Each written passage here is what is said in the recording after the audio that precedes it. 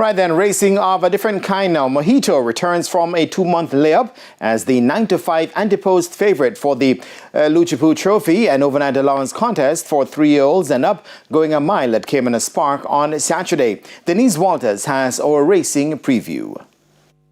Jamaica Cup winner Mojito had a disappointing performance on his seasonal debut, finishing 5th in the St. Cecilia Cup behind winner Sir Don on April 18. Then the 6-year-old Grey was coming off a 4-month layup following a 10th place finish in the Mute Mile. Conditioned by Richard Azan and to be ridden by Babita Harvey, Mojito has been working well and gets the nod to return to winning ways.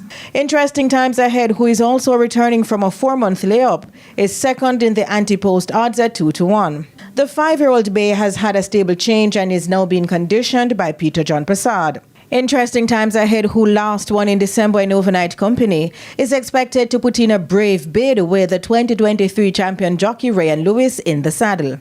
The likes of Blue Vinyl, Supremacy and Sheer Delight are expected to provide some challenge. 9 horses are set to face the starter at 5:05 p.m. Meanwhile, Importee Diesel Train is the 8-5 overnight favorite for the co-feature Valbert Marlow Memorial Cup. It's a restricted allowance 3 contest for native bred and imported 4-year-olds and up, going 9 furlongs. Conditioned by Prasad and with 2-time champion jockey Radish Roman aboard, 4-year-old Bay Gelding Diesel Train is hunting his 3rd win in 4 starts. The race is set for 4:30 p.m.